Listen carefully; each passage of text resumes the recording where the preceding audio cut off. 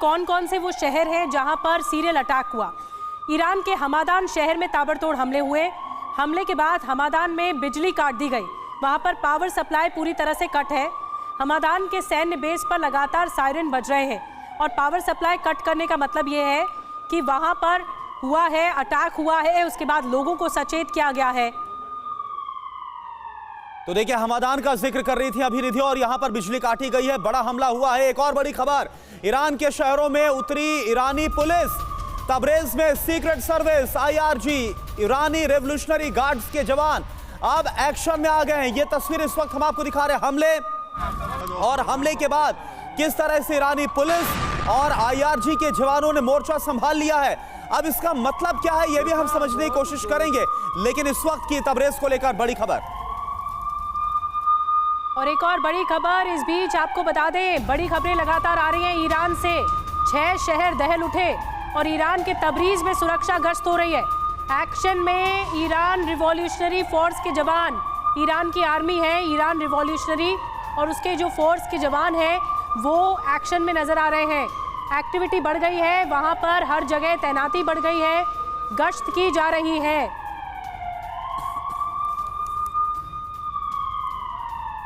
देखिए, एक और बड़ी खबर इस बीच आ रही है। एक्शन में ईरान रिवॉल्यूशनरी फोर्स के जवान, ईरान की फौज का एक्शन अब तेज हो गया है, क्योंकि अब कह दिया गया है अलर्ट पर रहने के लिए।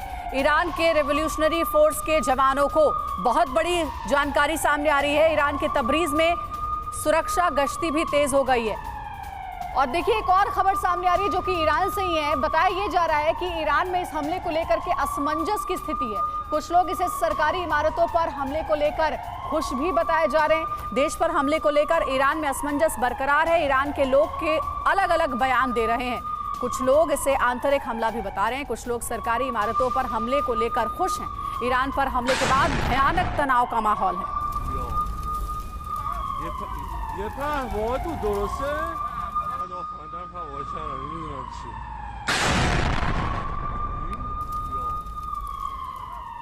और भयानक तनाव का माहौल इस वक्त ईरान में है। आपको और खबरें बताते हैं कि ये जो जानी दुश्मनी है इजराइल और ईरान की, वो आखिर क्यों है और क्या इसके पीछे इजराइल का हाथ है, ये सवाल है।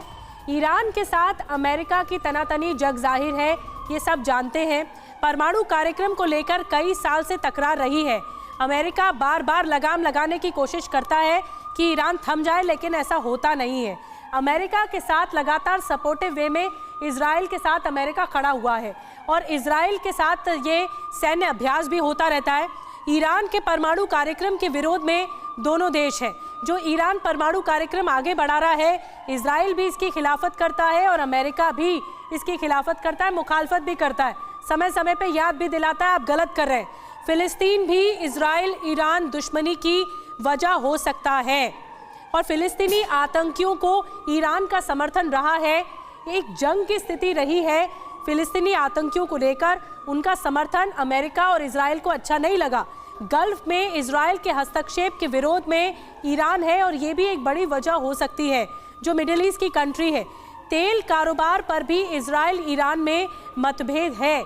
तो जो मतभेद है उसकी सुई लगातार इशारा कर रही है कि यह हमला इजराइल की तरफ से हो सकता है, लेकिन अभी भी ये हो सकता है वाली सिचुएशन में है, इसकी पुष्टि हुई नहीं है। एक बड़ी खबर आ रही है, मेरी सहयोगी अंजलि के पास में चलूंगी। बिल्कुल निधि, इजराइल ईरान की दुश्मनी पुरानी और इसलिए शक सबसे पहले इजराइल पर ही जा रहा है। हालांकि अभी भी कंफर्मेशन बाकी है। बार बार हम इसलिए कह रहे हैं क्योंकि अलग अलग एंगल्स पर बात कर रहे हैं। ईरान और अमेरिका लगातार एक दूसरे का दुश्मन रहा है, तो कहीं ना कहीं अमेरिका पर भी शक गहराता जा रहा है। मनीष झा हमारे सहयोगी हमारे साथ जुड़ गए। मनीष, अभी एक ब्रेकिंग न्यूज आई है जिसके बारे में हम लगातार अपने दर्शकों को बता रहे हैं कि ईरान में जो हमले हुए हैं उसे लेकर ईरान में असमंजस की स्थिति बरकरार है। कुछ लोग सरकारी इमारतों पर हुए हमले को लेकर खुश भी नजर आ रहे हैं, तो कुछ लोगों को यह समझ में नहीं आ रहा है कि यह हमला हुआ कैसे, आंतरिक हमला भी बता रहे हैं। इसके बारे में क्या जानकारी है?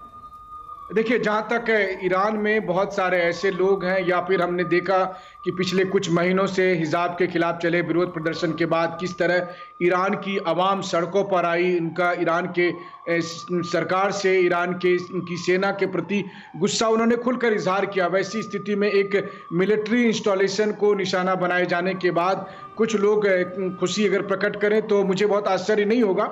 बहुत हद तक संभावना यह है कि ये या तो किसी आतंकी संगठन का भी हाथ हो सकता है या फिर ये इंटरनल कॉन्फ्लिक्ट भी हो सकता है, क्योंकि अगर आप देखें तो खास करके दो बातें बहुत अहम है।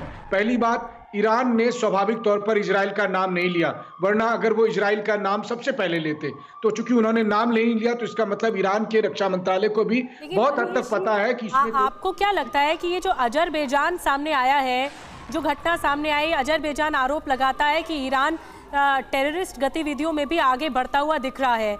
उन्होंने उनकी तेहरान में एम्बेसी भी खाली कर दी अजरबैजान ने, तो इसके पीछे क्या वो उसका हाथ हो सकता है? देखिए, अजरबैजान की एम्बेसी पर हमला होना और कल अजरबैजान ने अपनी एम्बेसी के सभी स्टाफ को खाली करा लिया, अजरबैजान के तमाम नागरिक ईरान छोड़कर चले गए, लेकिन इसके बावजूद मैं मानता हूं कि बतौर मुल्क अजरबैजान ईरान पर इस तरह का हमला करने का दुस्साहस अभी नहीं करेगा। अगर कोई आतंकी संगठन या कोई ऐसा संगठन जो कि अजरबैजान से सिंपैथी रखता हो और ईरान से दुश्मनी रखता हो वो इन्वॉल्व हो तो कहना मुश्किल है, लेकिन बतौर मुल्क ना तो अजरबैजान, इसमें किसी थर्ड फोर्स का भी हाथ हो सकता है, जो मनीषा आप बता रहे हैं, कोई आतंकी संगठन भी हो सकता है जिसने इन हमलों को अंजाम दिया गया हो और उन्हें मदद दी गई हो। अब ईरान और इजराइल के बीच में तीन बड़े विवाद क्या है, आप समझ लीजिए। ईरान का परमाणु कार्यक्रम लगातार इजराइल इसके खिलाफ है, वार्न करता है।